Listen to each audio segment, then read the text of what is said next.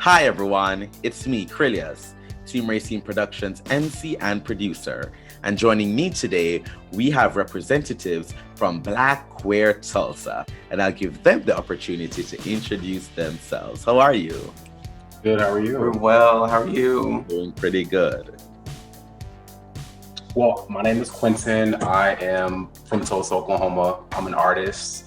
And I actually met Rayceen like years ago. So I know Rayceen very well. She knows me. But yeah, I met Daniel a while back in church. We just started reconnecting this year. He created Black Queer Tulsa, and then he hit me up as his partner in crime. And here we are rocking and rolling like 5 months later. And we've been able to create brunches. We've created events here in Tulsa for local Black queer people, and I'm gonna let Daniel tell the rest. Yeah, well, he introduced me. So my name is Daniel. I did create Black Queer Tulsa. And let's just say that it's been an amazing journey so far.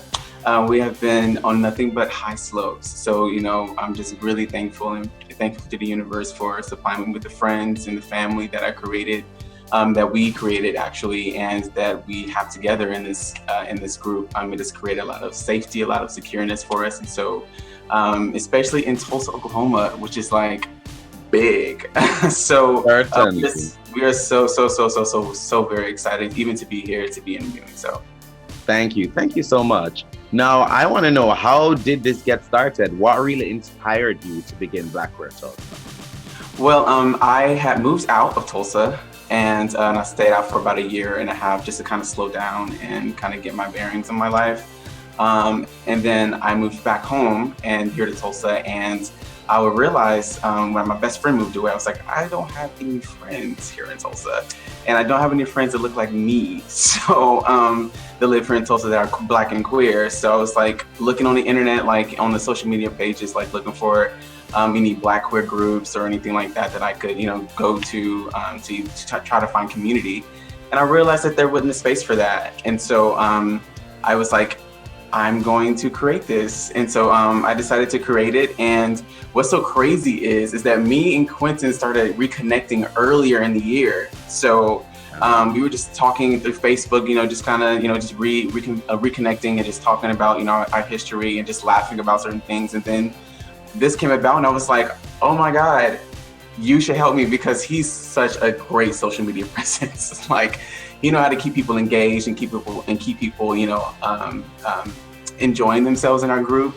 As far as like the social media aspect of it and everything. And me, I'm not very great with that. So where I'm weak, he is strong, very strong. And so it's been, with him here, it's been really, really nice. So it basically just created because we just realized that there wasn't a space for that. And then when we created the space, we're just like, well, we need more people to know about this, like to get attached to this, because like we were talking about our past experiences with church and another relationship that kind of fell through because we are queer and some because we're Black. That we were just like, well, we need people who look and think like us, and we need them in our circle, so we can be, so we can have that community. And so, Talk to me. That sounds so good. Talk to me a little bit about like the goals that you have for Black Queer Tulsa. Seeing it grow, seeing it expanded. What you really want to achieve with this, fabulous group. Okay, so it's created to basically to provide a safe and secure place for Black queer individuals who want to grow. So whether that be artistically or whether that be just with community or whatever. So in the future, we do look to provide like mentorships and counseling and therapy and things like that. And even I was in my mind, I'm thinking like, man, we need to teach people how to sing, teach people how to play piano, do some art stuff in there, because we are very creative. Yes. So yes. why not allow the younger gays growing up, the younger queers growing up to be able to have a place to be like, I want to try this out and just learn different things.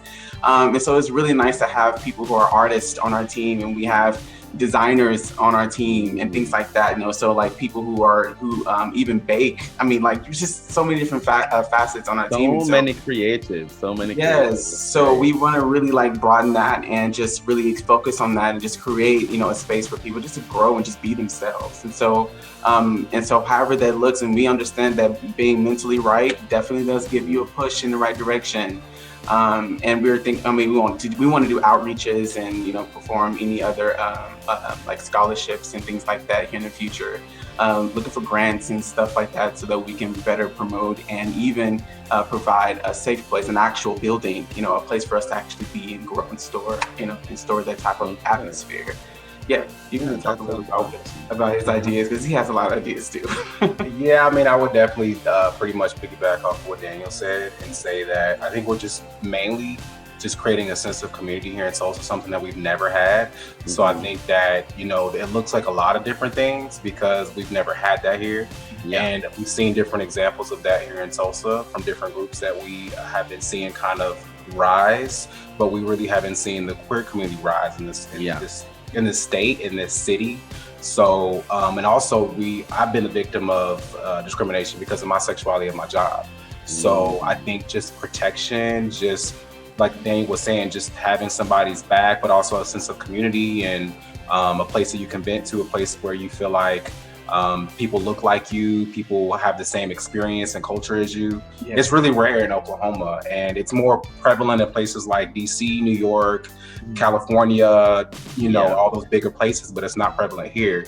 And I used to actually live in New York City, and I lived in DC as well. And that's how I met Rayceen. And I just remember being blown away by the LGBT Black communities that I encountered and came across, and I had just came out for the first time.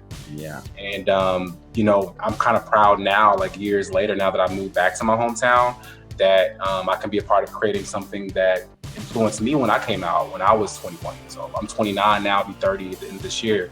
And so I'm just really grateful that things have kind of come full circle, and I can give back to my community, and I can also be a part of creating something for Tulsa that made me feel comfortable to even be myself when I moved away from here. So amazing. Well, you talk about community and the lack of that many times, you know, in Tulsa.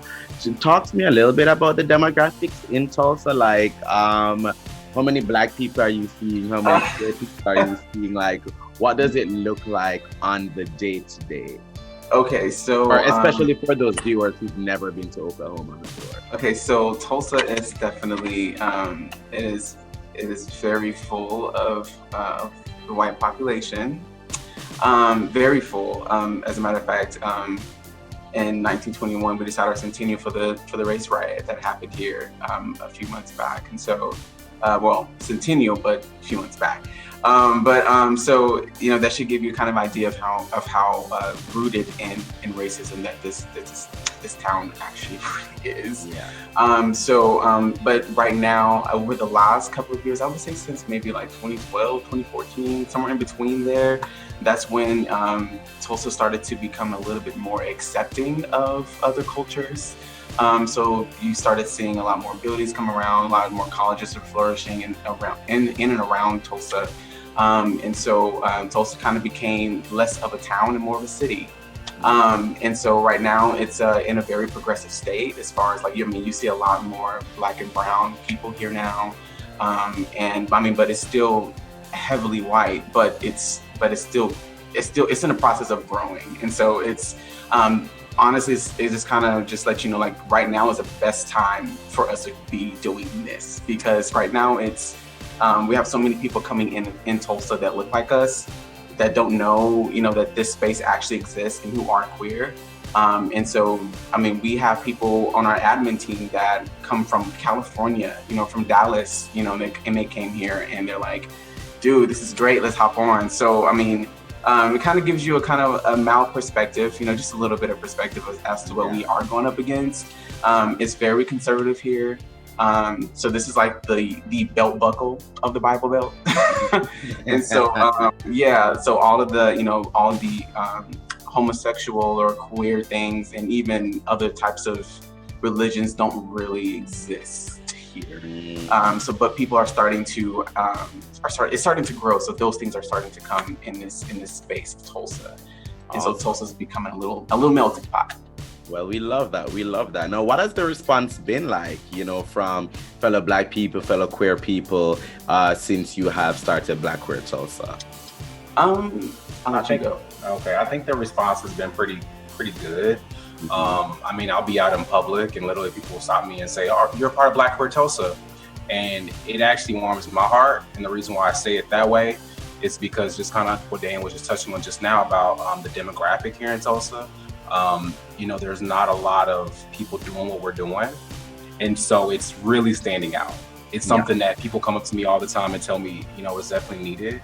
And I feel like the response has been great. I mean, I haven't had any negative responses we don't know anything about, because we've been getting nothing but positivity, actually, from straight people, from gay people, from white people, from Black people.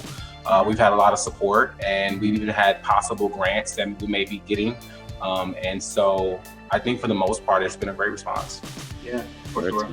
Even from family members and, you know, other people, other past friends that we used to have, like, they're seeing the growth and seeing the honesty that we're portraying in this group, and people have been supporting. So it's been a lot more positive than I've heard negative. So that's good to hear. Now, before I let you all go, you've mentioned social media before, so of course we want to plug that. So how can people follow and keep up with what Black Queer Tulsa is doing? So if you are Black and queer in Tulsa, we do have a Facebook group that we have, in that group basically it's like our private group. So it just allows us to talk about issues and things like that, and even post our schedule our brunches and stuff like that, and private events with just Black queer individuals. We do have an open account on Facebook, Instagram, and Twitter. Facebook is Black-Queer Tulsa. Because for whatever reason, Facebook just has to be different. But Instagram and Twitter is Black Queer Tulsa, and you can follow us on those platforms.